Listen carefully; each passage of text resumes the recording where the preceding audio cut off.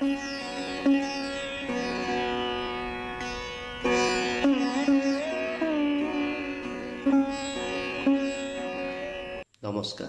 मु नलिनी।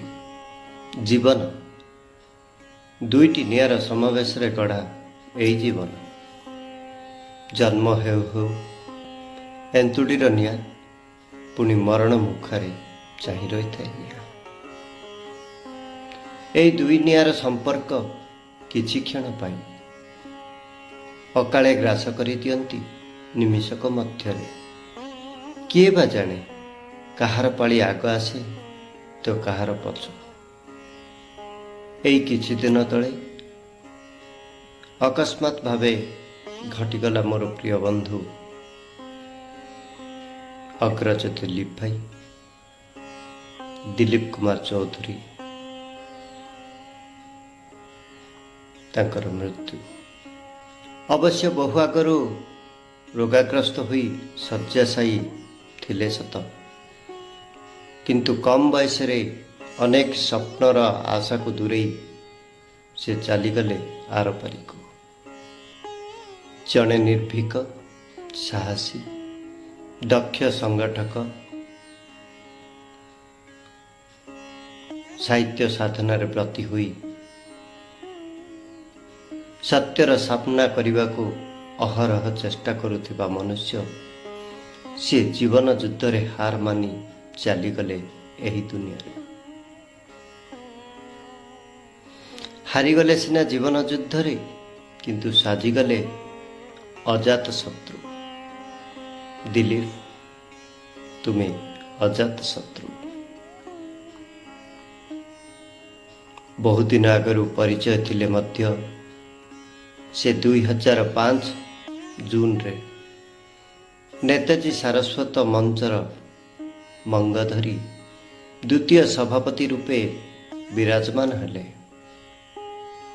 आ से दिन ठारू दीर्घ 15 वर्षर आम संपर्कर निबिड़ता। बयसर मापकाठी दीर्घ थिले मई आम भितरे थिला बंधुता, भाई भाईर संपर्क, दासकाठियार जोड़ी। काशिया कपिला भली संभाली नहीं एकाधिक अनुष्ठान कार्यभार। तुमेरु तू पुणी तूरु तुमे एभली भाव दिया निया भितरे थिला आम संपर्क रे नियारा प्रेम। आज प्रेमर द्वार रे भट्टा पड़ीगला। कोरोना भली महामारी रे स्तब्ध पड़ीगला। लॉकडाउन रो परिधि भितरे समावेश भी लॉक होईगला। सुनसान रातिर इलाकार हजिगला निद। चिर निद्रा रे शोईगले से सबुदिन पाए। बंधु दिलीप फेरिबेनी आउ शुभिबनी तांको स्वर से दिनर विनिद्र रजनी रे पाउंस होईगला निमिषक मध्यरे तांकर मर शरीर। आज बाहुनी कांदुछु तांका स्मृति को साउंटी बखाणी होछु।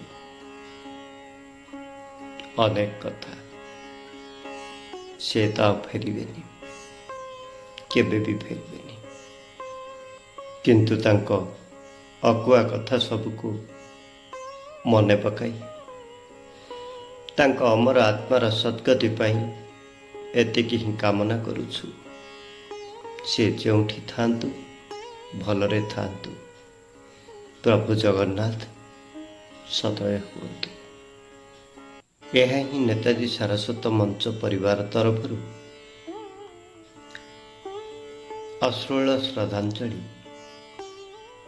एभली छोट प्रयास मध्यरे स्वर्गत दिलीप कुमार चौधरी संपर्क रे सारस्वत मंचर सदस्य सदस्या प्रिय परिजन माने जहा कहती आसंतु शुणी। ओडिया जहाँ प्रबाद रही ବାଛିନିଏ କଞ୍ଚା ରଖଇ ପାଚଲା ସେଇ କଥାକୁ ଯଥାର୍ଥ କରି ଜଣେ ସୁସାହିତ୍ୟକ ସାହିତ୍ୟ ସଂଗଠକ ସାହିତ୍ୟ ଅନୁରାଗୀ ଖୁବ୍ କମ୍ ବୟସରେ ଏଇ କେତେ ଦିନ ତଳେ ଏଠାରୁ ବିଦାୟ ନେଲେ। କିନ୍ତୁ ସେ ସାହିତ୍ୟ ଅନୁରାଗୀ ହୋଇ ଯାହା ଅହରହ ଚେଷ୍ଟା କରିଥିଲେ ସେ ଚେଷ୍ଟାର ଫଳସ୍ୱରୂପ ତାଙ୍କୁ ଲୋକେ ଅନେକ ଦିନ ଯାଏ ନିଶ୍ଚିତ ଭାବେ ମନେ ରଖିବେ। ସେ ବିଭିନ୍ନ ସାହିତ୍ୟ ସଂଗଠନ ମାନ କରିଥିଲେ। ସେଥିରେ ସେଇ ସାହିତ୍ୟ ସଂଗଠନ ଭିତରୁ ନେତାଜୀ ସାରସ୍ୱତ ସାହିତ୍ୟ ମଞ୍ଚ ଗୋଟାଏ ସେଇ ସାହିତ୍ୟ ମଞ୍ଚ ସହିତ ମୋର ସମ୍ପୃକ୍ତ ହେତୁ ଦିଲ୍ଲୀପ ଚୌଧୁରୀଙ୍କ ସହ ମୋର ସମ୍ପର୍କ ସେ ମୋତେ ଏତେ ଭଲ ପାଇ ବସିଲେ। ସେ ମୋର ଯୋଗ୍ୟତା କି ଅଛି କି ନ ଅଛି ସେଥିକୁ ସେ ଚିନ୍ତା ନ କରି ମୋର ଅନୁରାଗ ଅନୁରକ୍ତି କି ଦେଖି ସେ ମୋତେ ସେ ସାହିତ୍ୟ ସଂସଦର ସଭାପତି ରୂପେ ନିର୍ବାଚିତ କଲେ ଆଉ ସେ ସବୁବେଳେ ମୋତେ ଭଲ ପାଉଥିଲେ। ତାଙ୍କର ଅଦିନ ବିୟୋଗ ସାହିତ୍ୟ କ୍ଷେତ୍ରରେ ଗୋଟେ ଶୂନ୍ୟତା ସୃଷ୍ଟି କରିଛି। ବିଶେଷ କରି ବ୍ରହ୍ମପୁର ସାହିତ୍ୟ ଚର୍ଚ୍ଚା ଚେଷ୍ଟା ସେସବୁରେ ନିଶ୍ଚିତ ଭାବେ ବ୍ୟାଘାତ କରିଛି। ଏହା ହିଁ ଆଉ ତାଙ୍କ ସହ ମୋର ଅତି ସ୍ନେହ ଶ୍ରଦ୍ଧା ଥିଲା। ସେ ମୋତେ ପିତୃତୁଲ୍ୟ ସ୍ନେହ କରୁଥିଲେ। ସେ ସ୍ନେହ ଶ୍ରଦ୍ଧା ମୁଁ କେବେ ଭୁଲି ପାରିବି ନାହିଁ। ଆଜି ତମ କଥା କ'ଣ କହିବି? ତମେ ପଳେଇବ ଆମେ ସବୁ ଅଛୁ ଏ କଥା ଯେମିତି ଆକାଶ କୁସୁମ ପରି ଲାଗୁଛି। ଆଉ ତମେ ପଳେଇଲ ଆମ ପାଖରୁ, ଆମର ସବୁଠୁ ନିଜର ଲୋକଟା ପଳେଇଲା। ତମେ କୁଆଡ଼େ ପଳେଇଲ? ବିଶ୍ୱାସକୁ ଆଜ୍ଞାବହ ଭୃତ୍ୟ କରି ତମେ ଧରିକିରି ବୁଲୁଥିଲ। ତମ ପଛ ପଛେ ଆମେ ସମସ୍ତେ ଥିଲୁ। ଦେବୀ ଡାକୁଛି, ସିଦ୍ଧାର୍ଥ ଡାକୁଛି, ନଳିନୀ ଖୋଜୁଛି, ତମେ କୁଆଡ଼େ ଗଲ? ଦିଲ୍ଲୀପ ବିଶ୍ୱାସୀ ଅଜାତ ଶତ୍ରୁ, ତମେ ଜଣେ ଅତ୍ୟନ୍ତ କୃତଜ୍ଞ ସ୍ୱଭାବର ମଣିଷ। ତମେ ଏମିତି ହଠାତ୍ ଆମ ଭିତରୁ ଚାଲିଯିବ ଆମର ବିଶ୍ୱାସ ନଥିଲା। ଆଜି ଏଇ ମୁହୂର୍ତ୍ତରେ ତମକୁ ମନେ ପକେଇ ମୁଁ ମୋର ଶୋକାପ୍ଲୁତ ଅଶ୍ରୁକୁ ସମ୍ବରଣ କରିପାରୁନାହିଁ। ଆଜି ତମେ ଯୋଉଠି ଅଛ ଭଲରେ ଥାଅ। ଆଉ ଥରେ କେବେ ଦେଖାହବ, ପରଜନ୍ମରେ କି ତା ପରଜନ୍ମରେ ତମେ ଆଉ ଥରେ ଦିଲ୍ଲୀପ ହେଇ ଆସିବ। ମୁଁ ଅମୀୟ ପାହି ତମ ଗାଡ଼ିର ପଛପଟେ ବସି ସହର ପରିକ୍ରମା କରିବି। ଏତିକି ଏକା ଆଜିର ଶୋକ ଅବସରରେ ପ୍ରାର୍ଥନା। ସହରାଞ୍ଚଳ ଏବଂ ସମଗ୍ର ଦକ୍ଷିଣ ଓଡ଼ିଶାରେ ଦିଲ୍ଲୀପର ଯେଉଁ ସାରସ୍ୱତ ଭୂମିକା ରହିଥିଲା, ଜଣେ ସାଂସ୍କୃତିକ ବାର୍ତ୍ତାବହ ଭାବରେ, ଦୂତ ଭାବରେ ସେ ଘରକୁ ଘର ଯାଇ ସମସ୍ତଙ୍କ ପାଖରେ ସାହିତ୍ୟ ଜଗତର ଖବର ପହଞ୍ଚାଉଥିଲା ଏବଂ ଆମ ସମସ୍ତଙ୍କୁ ଏକ ଭାବବନ୍ଧନରେ ଯୋଡ଼ି ଦେଇଥିଲା। ସେ ସ୍ଥାନଟି ଆଜି ସବୁଦିନ ପାଇଁ ଅପୂରଣୀୟ ରହିଗଲା। ଦିଲ୍ଲୀପ ସହିତ ଦୀର୍ଘ 30 ବର୍ଷର ସମ୍ପର୍କ। ଯେତେବେଳେ କେନ୍ଦ୍ରାପଡ଼ା ଜିଲ୍ଲାର ମହାକଳାପଡ଼ାରୁ ମୁଁ ଆସିଲି ଭୁବନେଶ୍ୱରରେ ପାଠ ପଢ଼ିଲି, ସମ୍ବାଦରେ କାମ କଲି, ତାପରେ ବ୍ରହ୍ମପୁର ଆସିଲି। ବ୍ରହ୍ମପୁରରେ ଅଳ୍ପ କେତେ ଜଣ ସାହିତ୍ୟିକ ବନ୍ଧୁମାନଙ୍କ ଭିତରେ ଦିଲ୍ଲୀପ ମୋର ଥିଲା ଏକାନ୍ତ ନିଜର, ଅତି ଆପଣାର। ଆମେ ଅନେକ ସୁଖ ଦୁଃଖ, ବ୍ୟକ୍ତିଗତ ସ୍ମୃତି ପରସ୍ପର ସହିତ ବାଣ୍ଟିଛୁ। ଦିଲ୍ଲୀପ, ମନୋରଞ୍ଜନ, ଅରବିନ୍ଦ, ଅଖିଳ, ଅନୁପ, ଭାଗ୍ୟଲକ୍ଷ୍ମୀ ମହାରଣା, ଅଞ୍ଜଳି, ରାଜକିଶୋର ଦାସ ଏଇଭଳି ଅନେକ ବନ୍ଧୁମାନଙ୍କ ସହିତ ଅନେକ ଉନିଦ୍ର ରଜନୀ କେତେବେଳେ ଭଞ୍ଜ ବିହାରରେ, କେତେବେଳେ ଗୋପାଳପୁରର ବେଳାଭୂମିରେ, କେତେବେଳେ ଉତ୍କଳ ଆଶ୍ରମର ସେହି ଐତିହାସିକ ପୀଠରେ ସାରା ରାତି ଜହ୍ନରାତି ଭାବରେ କଟିଯାଇଛି, ତାର ହିସାବ ନାହିଁ। ବ୍ରହ୍ମପୁର ସହରରେ ଯେତେବେଳେ କୌଣସି ସାହିତ୍ୟାନୁଷ୍ଠାନ ହୁଏ ସେଥିରେ ଦିଲ୍ଲୀପ ସବୁବେଳେ ଆଗରେ ଥାଏ। ଜଣେ କର୍ମୀ ଭଳି ସେ ସବୁବେଳେ ଖଟୁଥାଏ। ସମସ୍ତଙ୍କୁ ଏକାଠି କରିବାରେ ଗୋଟେ ପ୍ରମୁଖ ଭୂମିକା ସେ ଗ୍ରହଣ କରେ ଏବଂ ତାର ଯେଉଁ ସର୍ଜନାତ୍ମକ ଦିଗଟି ରହିଛି ତା ବ୍ୟକ୍ତିତ୍ୱର, ତା ଚରିତ୍ରର ମାତ୍ର 6-7 ଖଣ୍ଡ ପୁସ୍ତକ ତାର ପ୍ରକାଶିତ ହୋଇଛି। ପ୍ରଥମେ ସେ ଶିଶୁ ଏବଂ କିଶୋରମାନଙ୍କ ପାଇଁ ଲେଖୁଥିଲା, ପରେ ପରେ ତା ଭିତରୁ କିଛି ପରିପକ୍ୱ ଲେଖା ମଧ୍ୟ ପ୍ରକାଶ ପାଇଛି, ଯେମିତି ତାର କବିତା ସଂକଳନ ଆଉ ଗପ ବହି ମୋ ନାମ ଚନ୍ଦ୍ରଭାନୁ ଅନେକ ପାଠକଙ୍କର ଦୃଷ୍ଟି ଆକର୍ଷଣ କରିଛି। ତେଣୁ ଦିଲ୍ଲୀପ ସତରେ ଗୋଟେ ନିଆରା ମଣିଷ ଥିଲା। ସେ ଅବିବାହିତ ଥିଲା ଏବଂ ସେ ଅନ୍ୟ ପାଇଁ ସବୁବେଳେ କାମ କରିଛି। ଆକାଶବାଣୀର ଜଣେ ସାମୟିକ ଉଦ୍ଘୋଷକ ଭାବରେ ସେ କାମ କରୁଥିଲା। ଜଣେ ଶିକ୍ଷକ ଥିଲା, ଜଣେ ନିଷ୍ଠାପର ଶିକ୍ଷକ ଥିଲା, ଆଦର୍ଶ ଶିକ୍ଷକ ଥିଲା ଏବଂ ବ୍ରହ୍ମପୁର ସହରରେ ନେତାଜୀ ସାରସ୍ୱତ ମଞ୍ଚ ଗଠନରେ ତାର ସକ୍ରିୟ ଭୂମିକା ରହିଥିଲା ଏବଂ ଏହି ମଞ୍ଚର ସେ ଦ୍ୱିତୀୟ ସଭାପତି ଭାବରେ ମଧ୍ୟ ଅନେକ ମହତ୍ୱପୂର୍ଣ୍ଣ କାର୍ଯ୍ୟ କରିଥିଲା। ତେଣୁ ଦିଲ୍ଲୀପ ଗତ ପ୍ରାୟ 3 ବର୍ଷ ଧରି ସେ ଅସୁସ୍ଥତା ସତ୍ତ୍ୱେ ବି ଆମ କେତେ ଜଣଙ୍କୁ ସେ ନିୟମିତ ତା ଘରକୁ ଡାକୁଥିଲା। ପ୍ରାୟ ମାସରେ ଥରେ ଅଧେ ଆମେ ତା ଘରେ ଏକତ୍ରିତ ହେଉଥିଲୁ। ମନୋରଞ୍ଜନ, ନମିତା ଦାସ, ଭାଗ୍ୟଲକ୍ଷ୍ମୀ ମହାରଣା, ଅଞ୍ଜଳି ଦାସ, ନଳିନୀକାନ୍ତ ଗୌଡ଼, ପ୍ରଭାତ ସାହୁ, ରାଜକିଶୋର ଦାସ, କନକ ମଞ୍ଜରୀ ପଟ୍ଟନାୟକ, ନୀଳକଣ୍ଠ ସାହୁ, ଆମେ ତାରି ଘରେ କବିତା ପଢ଼ୁଥିଲୁ, ଗୀତ ଗାଉଥିଲୁ, ଗପ ପଢ଼ୁଥିଲୁ। ବେଶ ଏକ ଘରୋଇ ସାହିତ୍ୟିକ ପରିବେଶଟିଏ ସୃଷ୍ଟି କରିବାରେ ଦିଲ୍ଲୀପ ପ୍ରମୁଖ ଭୂମିକା ଗ୍ରହଣ କରିଥିଲା ଏବଂ ଗତ 3 ମାସ ଧରି ସେ ସମ୍ପୂର୍ଣ୍ଣ ଭାବରେ ଶଯ୍ୟାଶାୟୀ ହୋଇପଡ଼ିଲା। ଚାଲିବା ତା ପକ୍ଷେ କଷ୍ଟକର ହୋଇପଡ଼ିଲା ଏବଂ এই ନିକଟରେ ସେ ଆମ ସମସ୍ତଙ୍କୁ ଛାଡ଼ି ଚାଲିଗଲା। ସତରେ ଦିଲ୍ଲୀପ ଚାଲିଯାଇଛି এই କଥାଟିକୁ ବିଶ୍ୱାସ କରି ହେଉନି। ତେଣୁ ଦିଲ୍ଲୀପ ଆମରି ଭିତରେ ଅଛି। ସେ ଆମ ସମସ୍ତଙ୍କୁ ପୁଣି ଥରେ ସାଂସ୍କୃତିକ ଭାବବନ୍ଧନରେ ଯୋଡ଼ିବା ପାଇଁ ପ୍ରଯତ୍ନ କରୁଛି। ଦିଲ୍ଲୀପ, ତମେ ଯେଉଁଠି ଥାଅ ଭଲରେ ଥାଅ।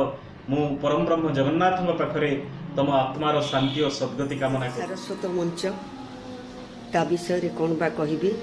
2005 ମସିହାରେ ନେତାଜୀ ସାରସ୍ୱତ ମଞ୍ଚ ଗଠନ କରାଯାଇଥିଲା। ତାର ଉଦ୍ୟୋକ୍ତା ଥିଲେ ନଳିନୀ, ସୁରେଶ ଏବଂ ଦିଲ୍ଲୀପ। ସୁରେଶ ଆମ ଗହଣରୁ ଚାଲିଯାଇଛି ବହୁତ ଦିନ ହେଲା। ଏବେ ଦିଲ୍ଲୀପ ଚାଲିଗଲା। ନଳିନୀ ବିଚାରୀ ଏକୁଟିଆ ହେଇଗଲା। ନା, ଆମେ ତାକୁ ଏକୁଟିଆ ହେବାକୁ ଦେବାନି। କାହିଁକିନା ଯେଉଁ ସାରସ୍ୱତ ମଞ୍ଚରେ ଆମେ ଗଳ୍ପ ଲେଖିବାର ପ୍ରେରଣା ପାଇଥିଲୁ ସେହି ମଞ୍ଚକୁ ଆମେ ସମ୍ଭାଳି ନେବା।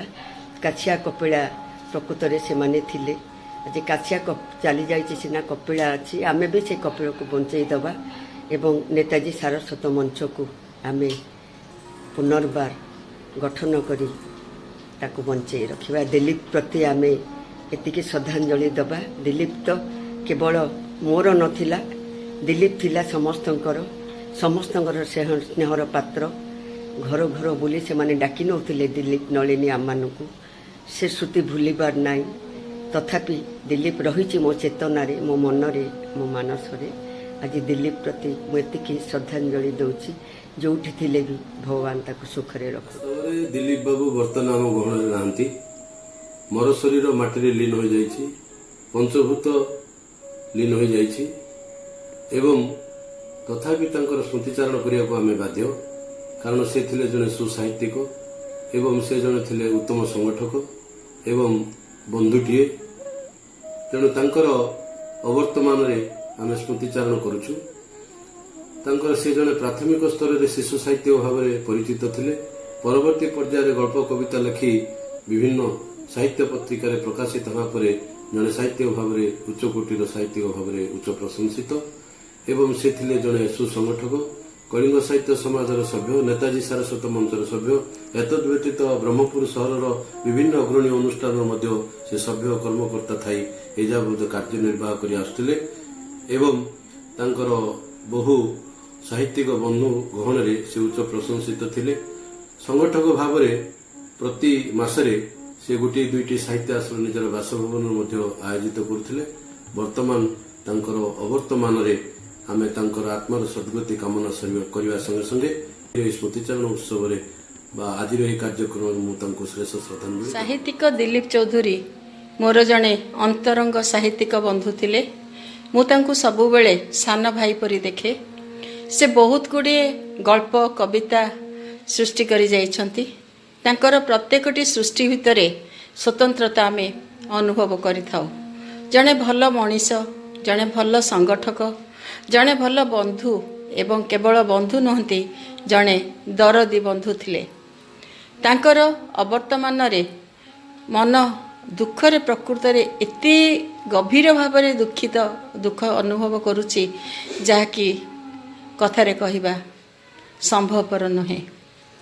ବଡ଼ମାନଙ୍କ ଆଗରେ ସାନମାନେ ଚାଲିଗଲେ ଯେଉଁ ଦୁଃଖ, ତାହା କେବଳ ଅନୁଭବୀ ହିଁ କହିପାରିବ। ମୁଁ ତାଙ୍କର ଅନେକ ଗୁଡ଼ିଏ ଗପ ପଢ଼ିଛି। ପ୍ରତ୍ୟେକଟି ଗପ ଭାରି ଭଲ ଲାଗେ, ମନଛୁଆଁ ଲାଗେ ଗପ ଗୁଡ଼ିକ।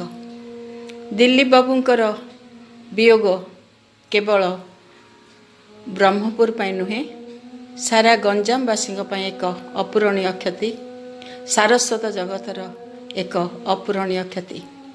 ଖୁବ୍ କମ୍ ବୟସରେ ଚାଲିଗଲେ। ଭଗବାନ ତାଙ୍କର ଆତ୍ମାର ସଦ୍ଗତି କରନ୍ତୁ। ସେ ଯେଉଁଠି ଥାଆନ୍ତୁ ତାଙ୍କ ଆତ୍ମା ଶାନ୍ତି ଲାଭ କରୁ। नैनं छिन्दन्ति शस्त्राणि नैनं दहति पावकं न चैनं क्लेदयन्ति आपो न शोषयति मारुतम्। आत्मा से तो अविनश्य, से परमात्मा अंश विशेष हेले आम सह जो संपर्क थाए से संपर्कटा निबिड़ हो जाए। बेले बेले एमिति निबिड़ हो जाए जे ताकू भूलिबा भारी कष्ट हुए। एणु श्रद्धेय दिलीप जो भाई मो सहित संपर्क थाए ताहा आम दुईंग भितर ही सीमित। यही अल्प दिन तले कथा होती फोन रे, कहला भाईना भल अच्छे भाईना, औषध खाऊँगी आउ भल अच्छी, किंतु एबे शुणिली सी आम समस्त को छाड़ी चली जाइए। एणु सी केवल जड़े संगठक नथिले, जड़े साहित्यिक नथिले, जड़े समाजसेवी नथिले, बरं संपर्कर सेतुटिए थे। एभली एक परिस्थिति रे सामाजिक प्रतिकूल परिवेश भितर से आम समस्त छाड़ी चली जाइछन्ति। तांकर आत्मा से परमेश्वर निकटरे, सर्वशक्तिमान परमेश्वर निकटरे विलीन हो। यही तक मोर दिल्लीप चलीगला जड़े साहित्य प्रेमी, मनीष प्रेमी, प्रकृति प्रेमी, सहृदय लेखकटीए, दरदी कविटीएर जीवन अस्तमित होगला। गभीर दुखदायक ए दुर्घटना जगन्नाथ तार आत्मा को शांति प्रदान कर। आम गहनर युवकवि बंधु दिलीप कुमार चौधरी चली जाइछन्ति। यह एक दुखर विषय। लॉकडाउन आगुरी 2 मास धरी से कौन साहित्य आश्रम को आसुन, देह असुस्थ था। लॉकडाउन पीरियड में संगे देखा नाला। हठात शुणिला बेलू से इहदाम विदाय दे जड़े मिष्टभाषी, चुपी चुपी हस, मीठा मीठा समालोचना, धीर धीर कथा सबू साहित्य आश्रम गले मन पड़ो। ओडिया साहित्य अवदान केते थिला नथिला एक कथा मु कहि न पारे, किंतु मु एतिकी निश्चय कहिबि जे ओडिया साहित्य आश्रम मानक पई तांकर अवदान बहुत थिला एवं आश्रमरू तांकर अनेक जिनिस शिक्षा करने पड़ूला। अति सुंदर भाव में समस्त से आश्रम को निमंत्रण करुले। साहित्य आश्रम जिते दिन पर्यंत हो सबुदिन दिल्ली बाबू मन पड़ुले। अमर आत्मार सद्गति हो। दिलीप भाई को अश्रुल श्रद्धांजलि। विश्वास करने को बाध्य होछि जे से आम गहणरे नाहांती, एमिति छाड़ी चलीगले जे पुणी केबे फेरिबे नाही। एणु तो मो स्मृति पखला होई झुरुची मो निकट अतीत को, तांको बसारे आयोजित छोटिया साहित्य सभा को, तांको मजा मजा कथा को, तांको हाथ तैयारी कांजी को, कॉफी को। केवल मो नुहे, आम गोष्ठी रे प्राय 7-8 जन सदस्य एमिति झुरी हेबु तांकर प्रत्येकटी स्नेहबोला दिन को। अविवाहित थिले से, किंतु तांकर थिला विराट परिवार। तांको चारिपाखे एमिति केही नथिले जहाको से अकुंठित साहाय्य करि नथिले। ମୁଁ ଅନେକ କିଛି ପାଇଛି ତାଙ୍କଠୁ, ନିଜଠୁ ବେଶୀ ଅଧିକାର ଜତେଇଛି ତାଙ୍କ ପାଖରେ। ସେ ସାଦରେ ସବୁ ଅଧିକାର ଦେଇଥିଲେ ମୋତେ। ମୋର ପ୍ରିୟ ବଡ଼ ଭାଇ, ମୋ ପ୍ରିୟ ସାରସ୍ୱତ ବନ୍ଧୁ, ମୋର ପ୍ରିୟ ସହଯୋଗୀ, ଏକତ୍ର ନେତାଜୀ ସାରସ୍ୱତ ମଞ୍ଚକୁ ଶୀର୍ଷରେ ପହଞ୍ଚାଇ ପାରିଲୁ ପରସ୍ପର ସହଯୋଗିତାରେ। ପ୍ରତ୍ୟେକ ମାସେ 2 ମାସରେ ଥରେ ସାହିତ୍ୟ ସଭା ଆୟୋଜିତ କରିବା, ଏକତ୍ର ଖାଇବାରେ ଯେଉଁ ସୁଖ ଅନୁଭୂତ ହେଉଥିଲା, ତା ଯୋଗୁଁ ବୋଧେ ସେ ତାଙ୍କର ସମସ୍ତ ଶାରୀରିକ କଷ୍ଟ ଭୁଲି ଯାଇଥିଲେ। ଅଞ୍ଜଳି ଅପା, ଭାଗ୍ୟ ଅପା, ମନୁ ସାର୍, ରାଜୁ ଭାଇ, ଓଝା ସାର୍, ପ୍ରଭାତ, ନଳିନୀ ଏବଂ ମୁଁ ଏକତ୍ର ତାଙ୍କ ସହ ଅନେକ ସୁଖ ସମୟ ବିତେଇଥିଲୁ। ଏଣୁ ଭୁଲି ପାରିବୁନି କେବେ ଆପଣଙ୍କୁ ଦିଲ୍ଲୀପ ଭାଇ। ଆପଣ ଯେଉଁଠି ବି ଥାଆନ୍ତୁ, ଆମକୁ ଆଶୀର୍ବାଦ କରନ୍ତୁ, ଆପଣଙ୍କ ଆତ୍ମା ଶାନ୍ତି ପଥର ଯାତ୍ରୀ ହେଉ, ଏହି କାମନା ସହ ଶ୍ରଦ୍ଧାଞ୍ଜଳି ଜ୍ଞାପନ। ଆଉ ନାହାନ୍ତି, ଏଇ କଥାଟି ଶୁଣିଲା ବେଳକୁ ମୋ ମନରେ କିଛି ସମୟ ପର୍ଯ୍ୟନ୍ତ ନୀରବତା ଖେଳିଗଲା। ବିଶ୍ୱାସ କରି ହେଲାନି କଥାଟି। ସତରେ କ'ଣ ଦିଲ୍ଲୀପ ଚୌଧୁରୀ ଆମ ସମସ୍ତଙ୍କୁ ଛାଡ଼ି ଚାଲିଗଲେ? ଏତେ କମ୍ ବୟସରେ ସାନ ଭାଇଟିଏ, ଭାଇ ପରି ଭାଇଟିଏ, ଜଣେ ବନ୍ଧୁବତ୍ସଳ ବନ୍ଧୁ ଏବଂ ଭଲ ସହଯୋଗୀଟିଏ ମଧ୍ୟ, ହଠାତ୍ ସେ ଆମ ସମସ୍ତଙ୍କୁ ଛାଡ଼ି ଚାଲିଗଲେ।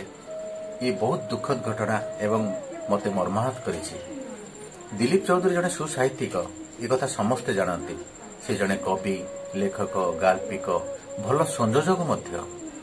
ଏବଂ ମୁଁ ଯେତେ ସମୟ ତାଙ୍କ ସଂସ୍ପର୍ଶରେ ଆସିଛି, ତାଙ୍କ ସହିତ ମିଶିଛି, ମୁଁ ଅନୁଭବ କରିଛି ସେ ଜଣେ ଭଲ ସ୍ୱେଚ୍ଛାସେବୀ ମଧ୍ୟ।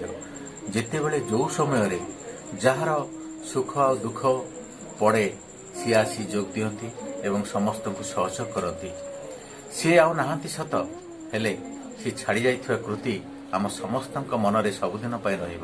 ମୁଁ ଅନୁରୋଧ କରିବି ଆମର ବନ୍ଧୁମାନଙ୍କୁ ଆମେ ସମସ୍ତେ ତାଙ୍କର ସ୍ମୃତି ଉଦ୍ଦେଶ୍ୟରେ ଏବଂ ସ୍ମୃତିକୁ ରକ୍ଷା କରିବା ପାଇଁ କିଛି ଗୋଟେ କରିବା ଏବଂ ପ୍ରାର୍ଥନା କରିବି ମହାପ୍ରଭୁ ଜଗନ୍ନାଥଙ୍କଠାରେ ତାଙ୍କର ଅମର ଆତ୍ମାର ସଦ୍ଗତି ହେଉ। ସେ ଭଲ କାମ କରିଛନ୍ତି, ନିଶ୍ଚୟ ସ୍ୱର୍ଗ ଲୋକରେ ଥିବେ, ଦେବତାଙ୍କ ଲୋକରେ ଥିବେ। ସେ ନିଶ୍ଚୟ ସେ ଆମକୁ ଅମୃତ ଦୃଷ୍ଟିରେ ଚାହିଁଥାନ୍ତୁ ଏବଂ ଆମେ ତାଙ୍କ ଆତ୍ମାର ସଦ୍ଗତି କାମନା କରି କହିବା ଜୟ ଜଗନ୍ନାଥ, ଓମ୍ ଶାନ୍ତି, ଓମ୍ ଶାନ୍ତି, ଓମ୍। ଏଇ ଅଳ୍ପ ଦିନ ହେଲା ଆମେ ଦିଲ୍ଲୀପ ବାବୁଙ୍କ ଭଳି ଜଣେ ବିରଳ ବ୍ୟକ୍ତିତ୍ୱଙ୍କୁ ହରାଇଦେଲୁ, ଯାହା ଅତି ଆମ ହୃଦୟରେ ଗୋଟେ ଦୁଃଖର ଛାପ ଛାଡ଼ି ଚାଲିଗଲେ। ଏବଂ ତାଙ୍କର ବ୍ୟକ୍ତିତ୍ୱ ଅତି ନିଆରା ଥିଲା। ଆମ ସାହିତ୍ୟ ଜଗତର ସେ ଜଣେ ଧ୍ରୁବତାରା ଥିଲେ କହିଲେ ଅତ୍ୟୁକ୍ତି ହେବ ନାହିଁ। ତାଙ୍କର ଅମରାତ୍ମାର ସଦ୍ଗତି କାମନା କରି ଶ୍ରଦ୍ଧାଞ୍ଜଳି ଜଣାଇବା ପାଇଁ ଚାହୁଁଛି। ଦିଲ୍ଲୀପ ଭାଇ ଆମ ଗହଣରେ ନାହାନ୍ତି, ଏ କଥା ଜମାରୁ ବିଶ୍ୱାସ କରି ହେଉନି।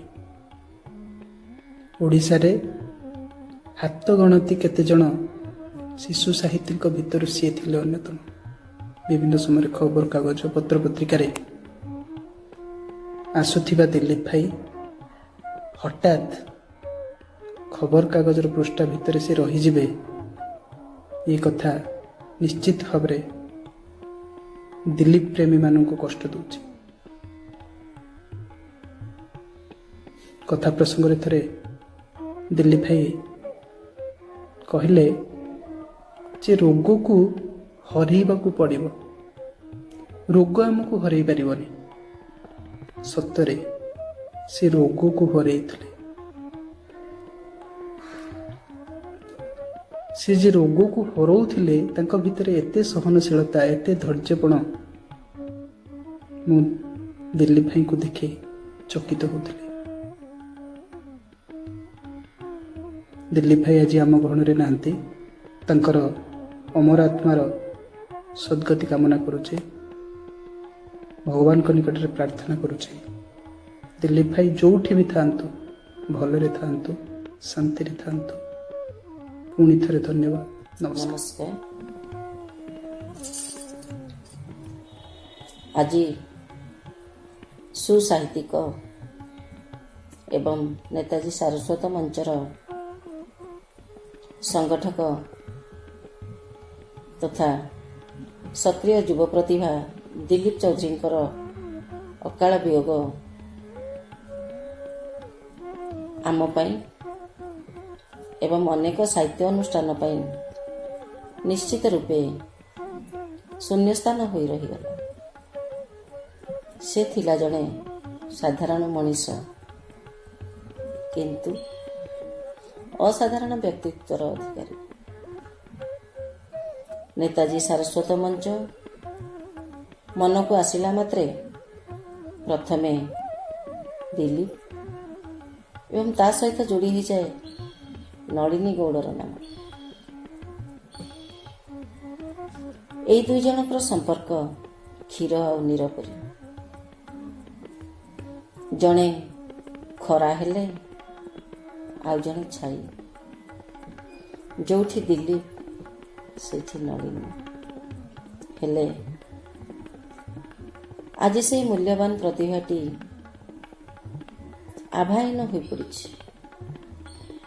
ଆଉ ତାର ଆଭା, ତାର ସାହିତ୍ୟର ଆଲୋକ ହୁଏତ ଆମେ ପାଇପାରିବା ନାହିଁ, କିନ୍ତୁ ସିଏ ଯେଉଁ ଆଲୋକ ଗୁଡ଼ିକ ବିଛାଡ଼ି ଦେଇ ଯାଇଛି ସେହି ଆଲୋକରେ ଆମେ ସବୁଦିନେ ଆଲୋକିତ ହେଉଥିବା ଏଥିରେ ସନ୍ଦେହ ନାହିଁ। ଅଫେରା ପଥର ପଥିକଟିଏ ସାଜିଯାଇଛି ଦିଲ୍ଲୀପ। ଆଶା କରେ ନଳିନୀ ଏହି ଦୁଃଖରେ ଯେମିତି ଭାଙ୍ଗି ନ ଯାଉ। ନେତାଜୀ ସାରସ୍ୱତ ମଞ୍ଚର ଭିତ୍ତିଭୂମିକୁ ଆହୁରି ସୁଦୃଢ଼ କରି ଚାଲିଲେ ନିଶ୍ଚିତ ରୂପେ ସ୍ୱର୍ଗରେ ଥାଇ ବି ଦିଲ୍ଲୀପର ଅମର ଆତ୍ମା ଶାନ୍ତି ପାଇପାରିବ। ଏତିକି ହିଁ ମୁଁ ସେହି ପରମାତ୍ମାଙ୍କ ନିକଟରେ ପ୍ରାର୍ଥନା କରେ। ଓମ୍ ଶାନ୍ତି। ଦିଲ୍ଲୀପ, ତମ ଆମ ଗହଣରେ ଆଉ ନାହ ଏ କଥାଟି ଜାଣିଲା ବେଳକୁ ଭାରି ଦୁଃଖ ଲାଗିଲା, ଛାତି କରତି ହେଇଗଲା। ଦୀର୍ଘ 36 ବର୍ଷର ଆମ ସାରସ୍ୱତ ଜୟଯାତ୍ରା, ଦୈନିକ ଆଶା ଠାରୁ ନେତାଜୀ ସାରସ୍ୱତ ମଞ୍ଚ, କୀର୍ତ୍ତି ସାହିତ୍ୟ ଅନୁଷ୍ଠାନରେ ଆମେ ଯୋଗ ଦେଇଛେ। ଗୋଟିଏ କଲେଜରେ ଆମେ ପଢ଼ିଛେ, ଗୋଟିଏ ଅନୁଷ୍ଠାନରେ କାମ କରିଛେ। ତମକୁ ଏତେ ସହଜରେ କଣ ଭୁଲି ହେବ? ନେତାଜୀ ସାରସ୍ୱତ ମଞ୍ଚରେ ନଳିନୀ ଆଉ ବସନ୍ତ ପଟ୍ଟନାୟକ, ତମେ ଦୁହେଁ ପ୍ରତ୍ୟେକ ସାହିତ୍ୟ ଆସରକୁ ନୂଆ ରଙ୍ଗରେ ରଙ୍ଗୀନ କରିବା ପାଇଁ କେତେ ପରିକଳ୍ପନା, କେତେ ଯତ୍ନ ନେଉଥିଲ। ମେ 6ରେ ତମକୁ ଘରେ ଦେଖା କରିଥିଲି। ତମ ଦେହ ଅନ୍ୟ ଦିନ ଅପେକ୍ଷା ଟିକେ ଭଲ ଥିଲା। ମୁଁ ଭାବୁଥିଲି ତମେ ଧୀରେ ଧୀରେ ଭଲ ହେବ, ପୁଣି ସାରସ୍ୱତ ସେବାରେ ତମେ ନିଜକୁ ବ୍ରତୀ କରିବ। କିନ୍ତୁ ଏ କଣ ହେଲା? ସେଇ ଦେଖା, ସେଇ କଥା ସବୁ ଶେଷ ଦେଖା, ଶେଷ କଥା ହିଁ ରହିଗଲା। ଦିନେ ଜନ୍ମକୁ ଦିନେ ତ ମରଣ, ଏ କଥା ନ ଜାଣେ କିଏ। ହେଲେ ଜୀବନରେ ଭଲ କାମ କରି ମରି ମଧ୍ୟ ଅମର ହୁଏ। ତମେ ଅମର ଦିଲ୍ଲୀପ, ତମେ ମରି ମଧ୍ୟ ସାହିତ୍ୟ ସାଧନା ତମ ଅମର କରି ରଖିଛି। ଅକାଳ ବିୟୋଗ ମୋତେ ମର୍ମାହତ କଲା। ମୁଁ ବୁଝିପାରିଲି ନାହିଁ, ନିଜକୁ ବିଶ୍ୱାସ କରିପାରିଲି ନାହିଁ ଯେ ଦିଲ୍ଲୀପ ଏତେ କମ୍ ବର୍ଷରୁ ଚାଲିଯିବ ଆରପାରିକୁ। ଦିଲ୍ଲୀପ ତୁମେ ଗଲା ପରେ ସ୍ମୃତିଚାରଣରେ ବାଉନି କାନ୍ଦିବା ସାର ନେତାଜୀ ସାହିତ୍ୟ ସଭାର ମଞ୍ଚରେ କାଟିଲ ଲକ୍ଷ୍ମଣଗାର, ନେତାଜୀ ସାହିତ୍ୟ ସଭାର ମଞ୍ଚରେ କାଟିଲ ଲକ୍ଷ୍ମଣଗାର। ଅଫରେନ୍ତା ସେହି ପଥ ଦୁର୍ଗମର ଫେରି ନାହିଁ କେହି ଜଣେ। ତୁମେ କି ଫେରିବ ସେହି ପଥେ ଚାଲି ଚିରନ୍ତନ ସତ୍ୟମପଣେ। ତୁମେ କି ଫେରିବ ସେହି ପଥେ ଚାଲି ଚିରନ୍ତନ ସତ୍ୟପଣେ। ଦିଲ୍ଲୀପ ଥିଲା ଆମ ସାମ୍ନା ଘରର ପୁଅ। ସେ କହିଲେ, ଏବେ ଆମେ ନେତାଜୀ ସାହିତ୍ୟ ଶାଶ୍ୱତ ମଞ୍ଚ ଗଠନ କରୁଛୁ, ଆପଣ ଆସନ୍ତୁ, ବହୁତ ବଢ଼ିଆ ଭଲ ଲାଗିବ। ଦିନେ ହଠାତ୍ ମୁଁ ସେଠାରେ ପାଦ ଥାପିଲି, ଦେଖିଲି ସୁନ୍ଦର ସାହିତ୍ୟ ସଭା ଚାଲିଛି। ଦିଲ୍ଲୀପ ଭାଇ ଅଛନ୍ତି, ନଳିନୀ ଭାଇ ଅଛନ୍ତି, ପଟ୍ଟନାୟକ ସାର୍ ଅଛନ୍ତି, ଶରତ ଦାସ ଅଛନ୍ତି, ପ୍ରଭାତ, ନମିତା ଦାସ, ଭାଗ୍ୟଲକ୍ଷ୍ମୀ ମହାରଣା, କିନ୍ତୁ ବହୁତ ସାହିତ୍ୟିକ ଅଛନ୍ତି। ସମସ୍ତେ ନିଜେ ନିଜ କବିତା ପାଠ କଲେ। ମତେ କବିତା ପାଠ କରିବାକୁ କୁହାଗଲା, କିନ୍ତୁ ମୋ ହାତରେ କବିତା ନଥିଲା। ମତେ ଆଜିର ଶାଶ୍ୱତ ମଞ୍ଚ ବିଷୟରେ କିଛି କହିବାକୁ କୁହାଗଲା।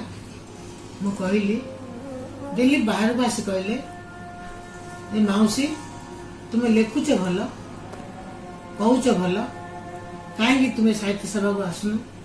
ମୁଁ ଦିଲ୍ଲୀପ ନିଶ୍ଚୟ ମୁଁ ନେତାଜୀ ଶାଶ୍ୱତ ମଞ୍ଚକୁ ଆସିବି। ସେଇଦିନ ଠାରୁ ମୁଁ ନେତାଜୀ ଶାଶ୍ୱତ ମଞ୍ଚରେ ଅଛି। ଦିଲ୍ଲୀପ ତୁମେ ନାହ, ମୁଁ ଅଛି। ଆଜି ଆମେ ବାହୁନି କାନ୍ଦୁଛୁ, ଆଖିରୁ ଲୁହ ଝରଉଛୁ, ତୁମକୁ ଖୋଜୁଛୁ। ଦିଲ୍ଲୀପ ଚୌଧୁରୀ, ଦିଲ୍ଲୀପ ଭାଇନାଙ୍କୁ ମୁଁ ମୋର ଅନ୍ତିମ ଶ୍ରଦ୍ଧାଞ୍ଜଳି ଜଣାଉଛି। ମୋର ସ୍ନାତକୋତ୍ତର ଅଧ୍ୟୟନ କାଳରେ ବ୍ରହ୍ମପୁରରେ ରହଣି ସମୟରେ ଯେତେବେଳେ ନେତାଜୀ ସାରସ୍ୱତ ମଞ୍ଚ ଗଠନ କରାଯିବାର ଅଭିପ୍ରାୟରେ ଏକ ଯୋଜନା ଆରମ୍ଭ ହେଲା, ସେଠି ନଳିନୀ ଭାଇନା, ସୁରେଶ ଭାଇନା, ଦିଲ୍ଲୀପ ଭାଇନା ପ୍ରମୁଖଙ୍କ ସହିତ ଚନ୍ଦ୍ରଶେଖର, ମୁଁ ଆମେ ସମସ୍ତେ ମିଶି ନେତାଜୀ ସାରସ୍ୱତ ମଞ୍ଚ ଗଠନ କରିଥିଲୁ। ସେତେବେଳେ ଠାରୁ ଦିଲ୍ଲୀପ ଭାଇନାଙ୍କ ସହିତ ମୋର ସମ୍ପର୍କ ଆରମ୍ଭ ହୋଇଥିଲା।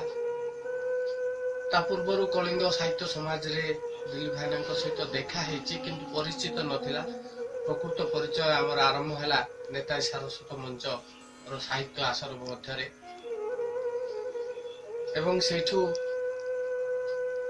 ଦିଲ୍ଲୀପ ଭାଇନାଙ୍କ ସହିତ ସମ୍ପର୍କ ଘନିଷ୍ଠ ହେଇଥିଲା। ଦିଲ୍ଲୀପ ଭାଇନା ଜଣେ ଅତ୍ୟନ୍ତ ଶାନ୍ତ, ଗମ୍ଭୀର ଏବଂ ସରଳ ମଣିଷ ଥିଲେ। ମନରେ ଅନେକ ଦୁଃଖ ଥାଇପାରେ, କିନ୍ତୁ ତାଙ୍କ ମନ ଭିତରେ ସୁଖ ଅଛି କି ଦୁଃଖ ଅଛି ସେସବୁ କିଛି ବାରି ହେଉନଥିଲା। ଦିଲ୍ଲୀପ ଭାଇନା ସବୁବେଳେ ସାହିତ୍ୟ ସାଧନାରେ ମଗ୍ନ ଥିଲେ। ଜଣେ ନିରଳସ ସାହିତ୍ୟ ସାଧକ ଥିଲେ। ବିଶେଷ କରି ଗଳ୍ପ ଲେଖିବାରେ ତାଙ୍କର ଆଗ୍ରହ ଥିଲା। ମୋ ସମ୍ପର୍କ କହିବାକୁ ଗଲେ, ବ୍ରହ୍ମପୁରରୁ ଫେରି ଆସିବା ପରେ ମୁଁ ଯେତେବେଳେ ବି ବ୍ରହ୍ମପୁର ଯାଏ, ନଳିନୀ ଭାଇନା ଆଉ ଦିଲ୍ଲୀପ ଭାଇନା ଏମାନଙ୍କୁ ମୁଁ ସାକ୍ଷାତ କରି ନିଶ୍ଚୟ ଆସେ। ମୁଁ ଖୋଜେ କୋଉଠି ଅଛ, ଫୋନ କରେ, ସାକ୍ଷାତ କରେ, କିନ୍ତୁ ବିଶ୍ୱାସ କରି ହଉନି ଯେ ପରବର୍ତ୍ତୀ ସମୟରେ ମୁଁ ଯେତେବେଳେ ବ୍ରହ୍ମପୁର ଯିବି, ଯେ ଦିଲ୍ଲୀପ ଭାଇନାଙ୍କ ସହିତ ଆଉ ଦେଖା ହବ ନାହିଁ। ଦିଲ୍ଲୀପ ଭାଇନା ସତରେ ଆଉ ଇହ ଧାମରେ ନାହାନ୍ତି। ଜଣେ ଅମାୟିକ, ଶାନ୍ତ, ସରଳ ବ୍ୟକ୍ତିତ୍ୱ ଥିଲେ। ସେ ନେତାଜୀ ସାରସ୍ୱତ ମଞ୍ଚ ବହୁ ବର୍ଷ ହେଲା ପରିଚାଳନା କରୁଥିଲେ। ଲକଡାଉନ ପୂର୍ବରୁ ତାଙ୍କର ଦେହ ଏତେ ଖରାପ ହେଲା, ସେ ଶଯ୍ୟାଶାୟୀ ହେଲେ। ଦେଖିବା ପାଇଁ ଆମେ ମଧ୍ୟ ଯିବାକୁ ପ୍ରୟାସ କଲୁ, ଲକଡାଉନ ଯୋଗୁଁ ଯାଇପାରିଲୁ। ସେ ଗୋଟେ ସରଳ, ବହୁତ ମେଳାପି, ସବୁ ସାହିତ୍ୟ ମଞ୍ଚରେ ସେ ଯୋଗ ଦିଅନ୍ତି। ଆମେ ତାଙ୍କ ଯୋଗ ପ୍ରେରଣା ପାଇ ଗଳ୍ପ ଲିଖନରେ ବହୁତ ଆଗେଇଥିଲୁ। ସେ ହଠାତ୍ ମରିଯିବା ଖବର ଶୁଣି ଆମେ ଆଚମ୍ବିତ ହୋଇଗଲୁ, ଦେଖିପାରିଲୁନୁ। ଭଗବାନଙ୍କ ନିକଟରେ ପ୍ରାର୍ଥନା, ତାଙ୍କର ଅମର ଆତ୍ମା ସଦ୍ଗତି ହେଉ। ବିଶିଷ୍ଟ ସାହିତ୍ୟିକ ସଂଗଠକ ଦିଲ୍ଲୀପ ଚୌଧୁରୀଙ୍କ ଅକାଳ ବିୟୋଗ ଅବିଶ୍ୱାସନୀୟ, ବିଶ୍ୱାସ କରି ହେଉନି। ତାଙ୍କର ସେ ଅମାୟିକ ବ୍ୟବହାର,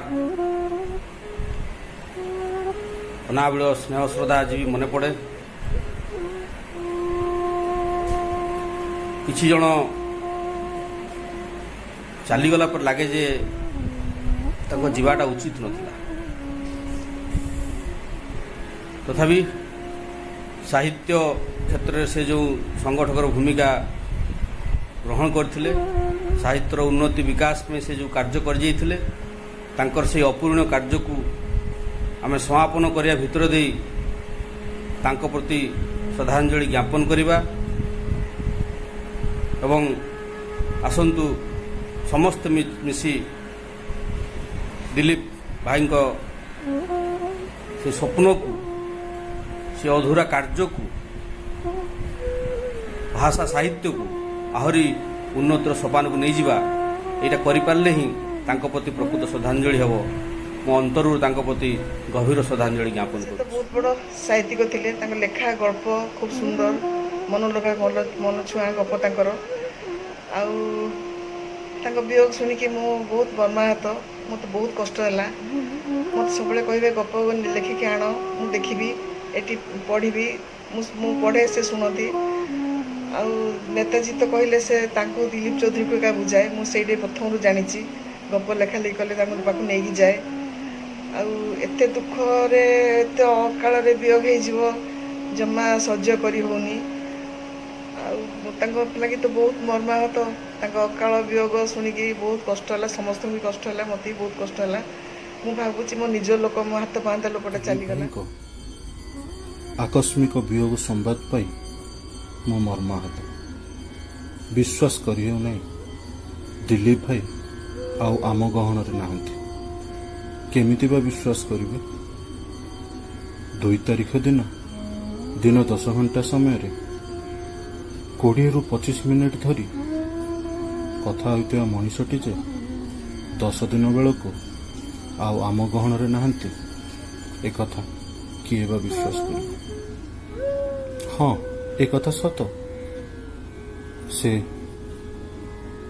ବ୍ୟାଧିଗ୍ରସ୍ତ ଥିଲେ। ଅସୁସ୍ଥତା ଭିତରେ ବି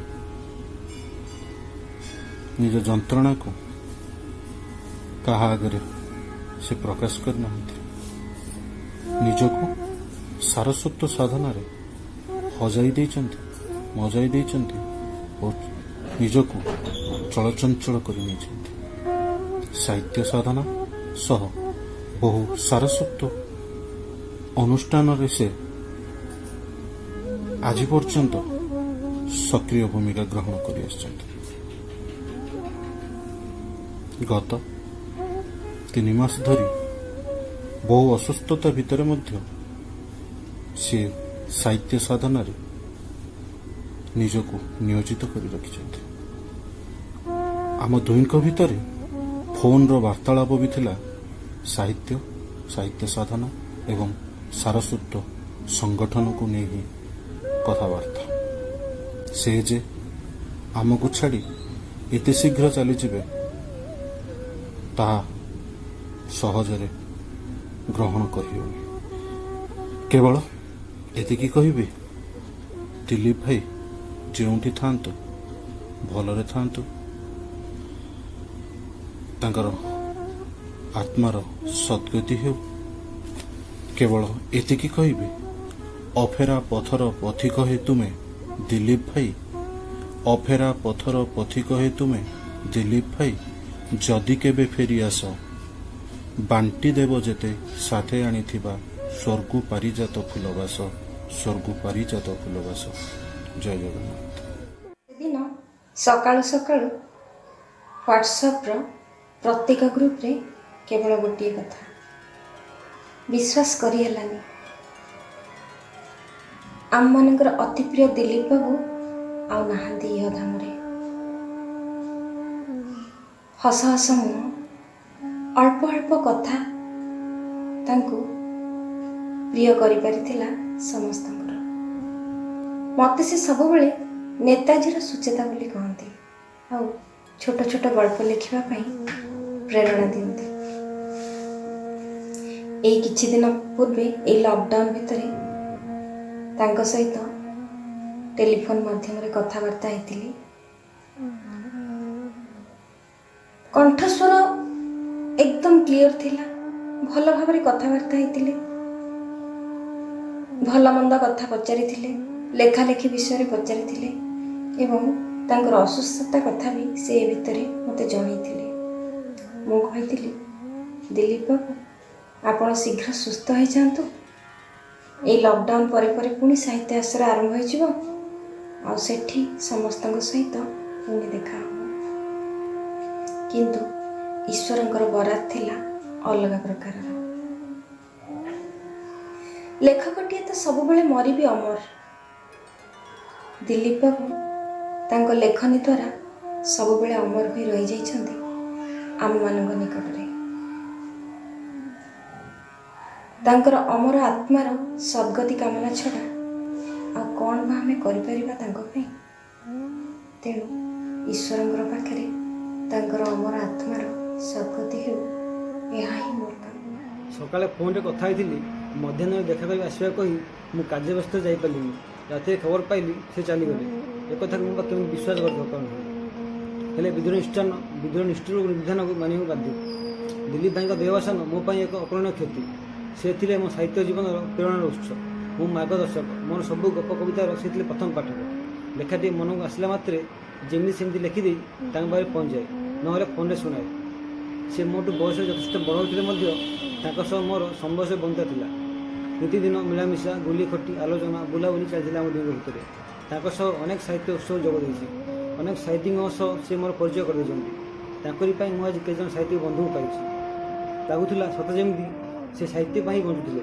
ତାଙ୍କ ଶାରୀରିକ ଅସୁସ୍ଥତା ଓ ଯନ୍ତ୍ରଣା ସତ୍ତ୍ୱେ ସାହିତ୍ୟକୁ ଛାଡ଼ିନଥିଲେ। ଯେତେ କଷ୍ଟ ହେଲେ ବି ସେ ସାହିତ୍ୟ ସଭାରେ ପହଞ୍ଚି ଯାଉଥିଲେ। କାହାରିକୁ ଜାଣିବାକୁ ଦେଉନଥିଲେ ତାଙ୍କ ଜୀବନର ଯନ୍ତ୍ରଣାକୁ। ଟିକିଏ ଭଲ ଲାଗୁ କାଗଜ କଲମ ଧରି ବସି ଯାଉଥିଲେ।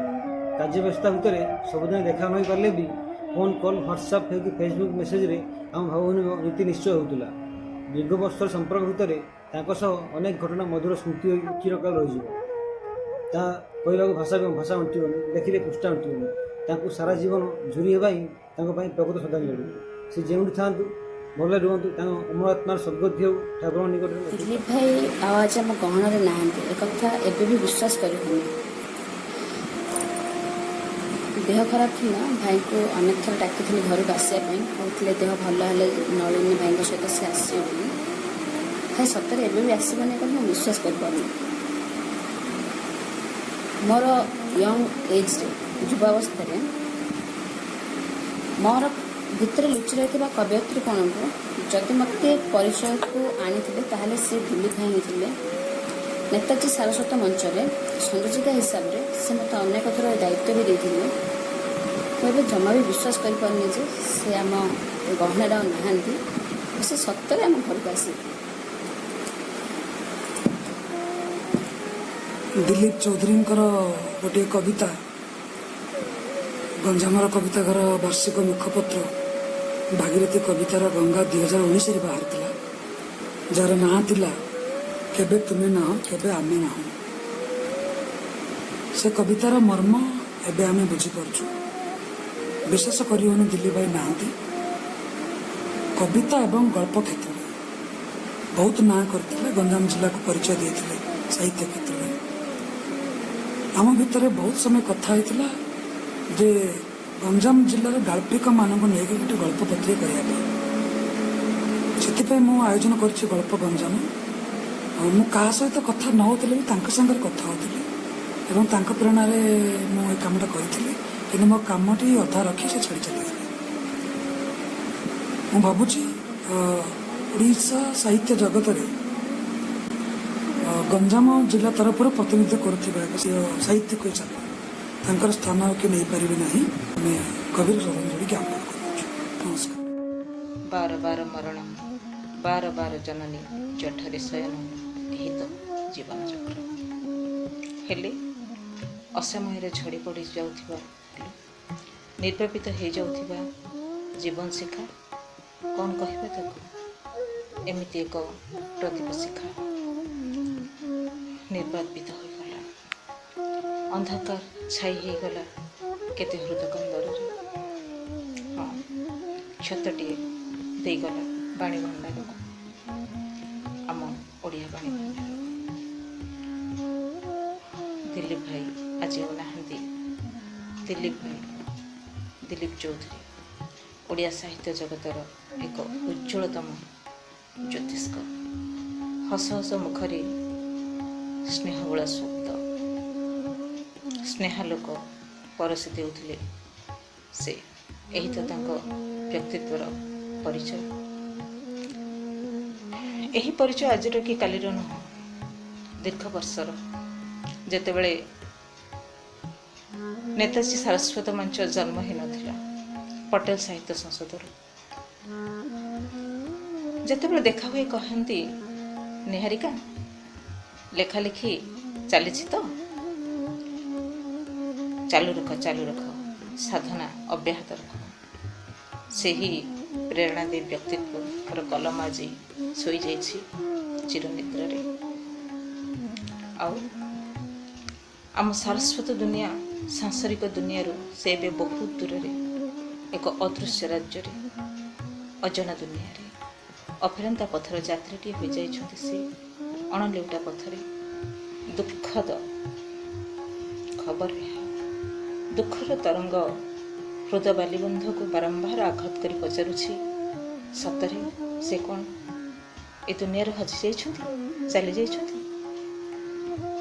ଉତ୍ତର କହେ, ସେ ପରା ସ୍ରଷ୍ଟାଟି।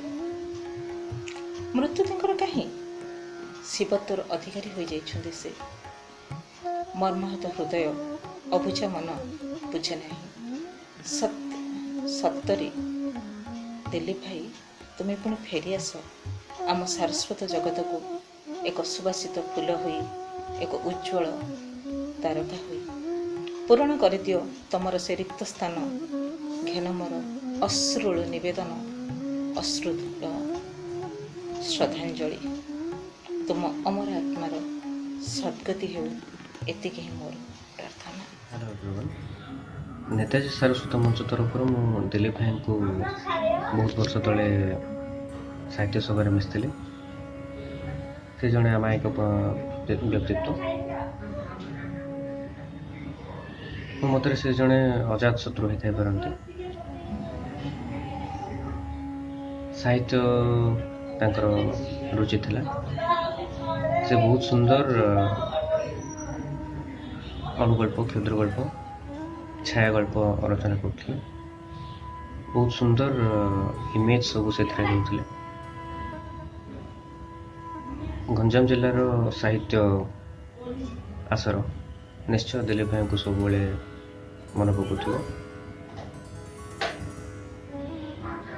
ତାଙ୍କର ସ୍ଥାନ ନିଶ୍ଚୟ ଅପୂର୍ଣ୍ଣ ରହିବ। ବିୟୋଗରେ ଆମେ ଗଭୀର ମର୍ମାହତ। ଏକଥା ବିଶ୍ୱାସ କରି ହେଉନି ଯେ ସେ ଆଉ ଆମ ଗହଣରେ ନାହାନ୍ତି। ଆମେ ଅଶ୍ରୁଳ ଶ୍ରଦ୍ଧାଞ୍ଜଳି ଜଣାଇବା ସହ ସ୍ୱର୍ଗତ ଆତ୍ମାର ସଦ୍ଗତି କାମନା। ଦୁଃଖଦ ବିଷୟ, 12 ତାରିଖ ଦିନ ସକାଳେ ହଠାତ୍ ଶୁଣିବାକୁ ପାଇଲି ନେତାଜୀ ସାରସ୍ୱତ ମଞ୍ଚର ସୁଦକ୍ଷ ସଭାପତି ଶ୍ରୀମାନ ଦିଲ୍ଲୀପ ଚୌଧୁରୀ ସାରଙ୍କ ଦେହାନ୍ତ ଖବର। ତାଙ୍କର ଏମିତି ଅକାଳ ବିୟୋଗରେ ମୁଁ ମର୍ମାହତ। ହସ ହସ ବଦନ, ସଦା ପ୍ରସନ୍ନଚିତ ମେଳାପୀ ମଣିଷଟିଏ ଥିଲେ ସେ। ମୋ ପାଇଁ ଦେବତୁଲ୍ୟ ମଣିଷଟିଏ ଦିଲ୍ଲୀପ ସାର୍। ତାଙ୍କର ଅମରାତ୍ମାର ସଦ୍ଗତି କାମନା ନିମନ୍ତେ ଭଗବାନଙ୍କ ନିକଟରେ ପ୍ରାର୍ଥନା ଜଣାଉଛି। ଜୟ ଜଗନ୍ନାଥ। ଦିଲ୍ଲୀପ ସାର୍ଙ୍କର ଆକସ୍ମିକ ବିୟୋଗରେ ମୁଁ ଅତ୍ୟନ୍ତ ଦୁଃଖିତ ଏବଂ ମର୍ମାହତ। ସାର୍ ଯେ ଏତେ ଶୀଘ୍ର ଆମକୁ ଛାଡ଼ି ଚାଲିଯିବେ ଏ ବିଶ୍ୱାସ ମୋର ଆଦୌ ନଥିଲା। କାହିଁକି ନା ମୁଁ 8-10 ଦିନ ତଳେ ଏହି ଲକଡାଉନ୍ ସମୟରେ ହିଁ ତାଙ୍କ ସହିତ ଅଧଘଣ୍ଟାଏ ଧରି କଥାବାର୍ତ୍ତା ହୋଇଥିଲି। ସାର୍ଙ୍କ ସହିତ ମୋର 7 ବର୍ଷର ପରିଚୟ, କିନ୍ତୁ ସେ ମୋର ସାହିତ୍ୟ ବନ୍ଧୁ ସହିତ ବଡ଼ ଭାଇ ଭଳି ଥିଲେ। ମୁଁ ଜାଣିନଥିଲି ମୁଁ ତାଙ୍କଠାରୁ ବୟସରେ ବଡ଼, କିନ୍ତୁ ସବୁବେଳେ ମୁଁ ତାଙ୍କୁ ସାର୍ କହି ସାରସ୍ୱତ ପ୍ରଣାମ ଜଣାଉଥିଲି। ସେ ମୋର ସାହିତ୍ୟର ସୃଜନର ଉତ୍ସାହଦାତା ନଥିଲେ, ସେ ମୋର ଅତି ଆପଣାର ଥିଲେ। ତାଙ୍କର ସରଳ ମିଷ୍ଟଭାଷିତା ଏବଂ ଆପଣାପଣକୁ ମୁଁ ଜୀବନ ଥିଲା ଯାଏଁ ଭୁଲି ପାରିବି ନାହିଁ। ଆଜି ଯଦି କୌଣସି ପତ୍ରପତ୍ରିକାରେ ମୋର କବିତା ବା ଲେଖା ପ୍ରକାଶିତ ହୋଇଛି, ସେସବୁ ସାର୍ଙ୍କର ଅନୁଗ୍ରହରୁ। ବହୁତ ବାର ସେ ମୋର ଗଳ୍ପ ଏବଂ କବିତାକୁ ବାହାରକୁ ପଠାଇବାକୁ ମୋତେ ପ୍ରେରଣା ଦେଇଛନ୍ତି। ଆଉ ଏତେ ଆପଣାପଣରେ ସେ ମୋର ନିଜ ଲୋକ ଭଳି ଦୁଃଖ ସୁଖ ହୋଇ ମୋତେ ଅନେକ ବିଷୟରେ ପ୍ରେରଣା ଏବଂ ସଦୁପଦେଶ ଦେଇଛନ୍ତି, ତାହା ମୁଁ ଭୁଲି ପାରିବି ନାହିଁ। ତେବେ ଶେଷରେ ମୁଁ ଜଗନ୍ନାଥଙ୍କୁ ଏତିକି ପ୍ରାର୍ଥନା କରିବି, ହେ ପ୍ରଭୁ, ତାଙ୍କର ଅମର ଆତ୍ମାର ସଦ୍ଗତି ହେଉ ଏବଂ ସେ ପୁଣି ଥରେ ଆମର ବ୍ରହ୍ମପୁରକୁ ସାହିତ୍ୟ ଜଗତକୁ ଫେରି ହଁ ପ୍ରିୟ ବନ୍ଧୁ, ଦୈବ ଦୌଡ଼ି ମଣିଷ ଗାଈ, ଯେଣିକି ଓଟାରେ ତେଣିକି ଯାଇ। ଜନ୍ମ ମାତ୍ରେ ତ ମୃତ୍ୟୁ ସୁନିଶ୍ଚିତ, ଏହା ବିଧିର ବିଧାନ। ଏଥିରେ ଆମେ ଭାଙ୍ଗି ନ ଯାଇ ଆଗେଇ ଚାଲିବା। ବନ୍ଧୁ ଦିଲ୍ଲୀପ ଆଉ ସୁରେଶଙ୍କ ଆଦର୍ଶକୁ ନେଇ ବଞ୍ଚାଇ ରଖିବା ନେତାଜୀ ସାରସ୍ୱତ ମଞ୍ଚକୁ ଆପଣାଇ ଆପଣାର କରିନେବା ନେତାଜୀ ସାରସ୍ୱତ ମଞ୍ଚକୁ। ତେବେ ଏଇଠି ବିରାମ ନେଉଛୁ ଆଜି ପାଇଁ। ପୁଣି ଦେଖା ହେବ ଆପଣଙ୍କ ସାଥିରେ ନୂଆ ଆଶାର ନୂଆ ଆଲୋକ ନେଇ। ନମସ୍କାର।